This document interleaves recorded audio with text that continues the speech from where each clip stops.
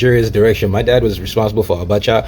Some low-key, he was kind of responsible for Abiola's death, because if he didn't accept that coup thing, it wouldn't have happened.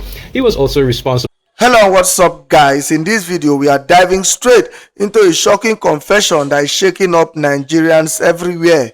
A Hausa man has come forward to reveal how his own father secretly influenced some of the biggest political events in Nigeria's history, including the rise and fall of Abiola, Abacha and even Obasanjo. Now this isn't just rumor off the street. He names names. He even shows receipts saying his father, Colonel Yakubu Bako, a former military governor of Akwa Ibom State under General Sani Abacha, played a deep hidden role in the direction of Nigeria's leadership. It begins by saying, "Many people don't know how much my family shaped Nigeria. This might cause problems for me, but I don't care." From there, he dives into his father's history, and honestly, the revelations are jaw-dropping. According to him, back in the early 90s, his father was the man to see if you wanted a successful coup in Nigeria. Why? Because he controlled one of the most powerful military units, the mechanized battalion in Lagos. And guess who placed him there? Sani Abacha himself, his father's godfather. Then, during the tense period of the 1993 political crisis, someone allegedly approached his father with a daring plan to remove interim leader Ernest Shonekon and install M.K.O. Abiola as president. What happened next sounds like something out of a movie. The man says his father took the plan straight to his godfather Abacha, who agreed and said, "Let's make this happen." But when the coup succeeded, instead of declaring Abiola president, Abacha announced himself as head of state. Now here is where it gets even deeper. The man claims that because of his father's loyalty, Abacha rewarded him by appointing him as governor of Akwa Ibom and later sending him to handle the Bakassi Peninsula project and even work with Nigeria's Electoral Commission at the time. He also revealed that his father was in charge of introducing transparent ballot boxes and even oversaw printing sensitive election materials abroad, meaning this man's father had access to some of the most secret parts of Nigeria's political machinery. Then comes the turning point. According to the confession, Abacha later asked his father to eliminate Obasanjo, who at the time was seen as a threat, but his father refused. That single act, the man says, led to a fallout between his dad and Abacha.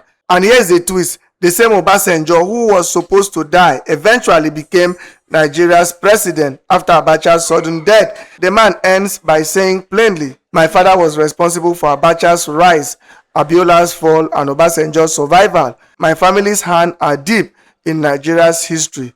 He even adds that his father's decision to support the Abiola coup attempt indirectly led to Abiola's death, and that refusing to kill Obasanjo changed everything about how power shifted afterward.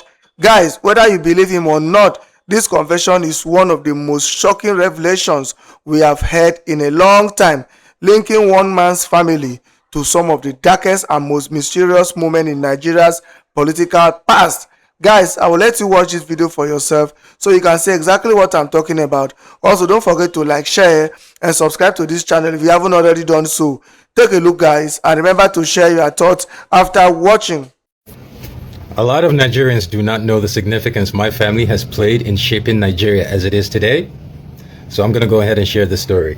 Of course, this is definitely going to cause problems between me and my family, but I don't give a shit. So let's go.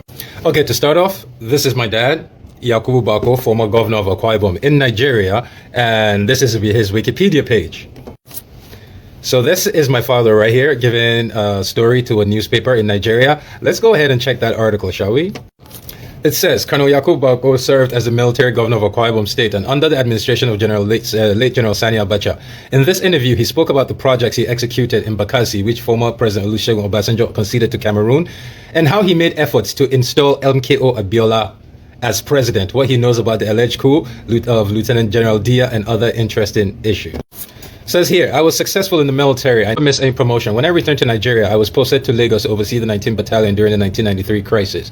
So this is very important because back then, Nigeria, there were coups everywhere, left and right. And if you wanted to do a successful coup in Nigeria, you had to have the guy who was in control of the 19th Mechanized Battalion, which they put my father in. And by the way, the person who put him there was my father's godfather, some guy named Sani Abacha. But let's continue. It says, while we were there, somebody approached me saying we should plan to topple Shonekon and make Abiola president. So yes, while Ernest Shonekon was then interim president of Nigeria, someone approached my dad as that was, if you want to take over power in Nigeria, you need to speak to the guy running 19 minutes. He's the first person you need to talk to. So they came to talk to my dad about, putting Abiola as president. And my dad did what he did. He went to go see his godfather. Who is his godfather? Abacha. So he told Abacha about the coup, and Abacha said, you know what? That's a fucking good idea. Let's make this shit happen. Says here, you were a high-ranking military officer, but you made efforts to install a civilian as president. What informed your decision? Why were you trying to join politics? He said, yes, there was too much tension in the land at the time. That was when, so people that don't know, Nigeria was trying to transition from military to a civilian presidency, and Abiola won the election. After winning, he was denied the election. He was denied the presidency. One of the main reasons he was denied presidency, I believe that's one of the main reasons, is he promised that the first thing he will do when he gets into office is apply for reparations for Black Americans. Next question is, as a military officer, you were not afraid to meet with civilians, blah, blah, blah. You say, yeah, not afraid. Says you made efforts to install Abiola as president, but at the end it was Abacha that took over. Don't you think you were being used to achieve someone's personal goals? He said, I won't say both of them used me because Abiola was both sincere when we started. There was sincerity from Abiola's family because they really wanted him to be president. Long story short, the coup was agreed for. They said, let's go ahead and make this shit happen. It worked out perfectly. Everybody was expecting Abacha to give a speech on the radio and make an announcement and say, we've taken over power for Abiola. Instead, he said, we've taken over power and I'm the president. So as part of the guy who took over power is my father's literal godfather. Like his kids, we grew up together. They took us to school every day. Me, Mahmoud Sani, Gumsu, Reki, all the Abachas. We went to school in the same car every day. So that happened, and my dad was rewarded giving governor of Akwa Ibom. They sent him to go take Bakassi from Cameroon, which he did. He took Bakassi back from Cameroon, and after that, he was sent to NECON, which was Nigerian Electoral Commission. Back then, Abacha wanted to become a civilian president, so he put my father in charge of the logistics. He put his boy to make sure everything goes smooth. This part is very important. So he's talking about his life in NECON, right? In the Electoral Commission. He says, I worked there for almost a year. When I got out to the commission, one of the major issues was ballot boxes. So I introduced transparent ballot boxes. The contract was awarded to the person who went to China to bring the first set of ballot boxes. I created an office for myself at the airport in Abuja so that the trailers would come and offload and go for the sensitive materials which we were to print overseas. I told Abacha that since he trusted me, I wanted our security and printing office to print it and let me be responsible for it. So, a lot of you don't know this. There was a time during Abacha's last time, there was a time when my dad was basically given the security minting and printing of Nigeria. So when I tell you I grew up really fucking rich, a lot of you would not fucking understand. When my father took over from Bakassi in Akwa Ibom, Nigeria was under sanctions. So all the oil we sold was on the black market. When I tell you guys that, you guys who are praying for Israel to come in and destroy, there's no one in my bloodline that will suffer the consequences of your decision. We got so much money, we will run the fuck out of the country and go anywhere. You don't like it, but it's the fucking fact. I have no reason to add this part, but I just did anyways. He's talking about my mom, his Bachama wife. My mom is Bachama. I'm not even a full fucking Hausa guy. I am basically 25% Okaniali, 25% Hausa, and 50% Bachama. So if anything, I am more Bachama than I am Hausa. But yes, my father's family did not like the fact that my father met a Bachama woman and married her. They wanted to ship him a Hausa bride, and they are 100% responsible for my parents' divorce. Like a lot of Nigerian families, he tried. She couldn't do it. After years of harassment from my father's side of the family, she left. But yeah, I just want to add this.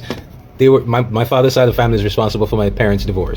So yes, my father is responsible for Abiola's coup. Abiola came to him. He was the one that set it up. He was the guy. He was the architect of it. But his boss, Abacha, had to be the face of it. So my dad did everything. Abacha took control. Abacha took power. My father was sent to Bakassi. My dad took Bakassi back from Cameroon, and Obasanjo ended up giving it to Bakassi. By the way, do y'all want to know why my father ended up having fallen out with Abacha?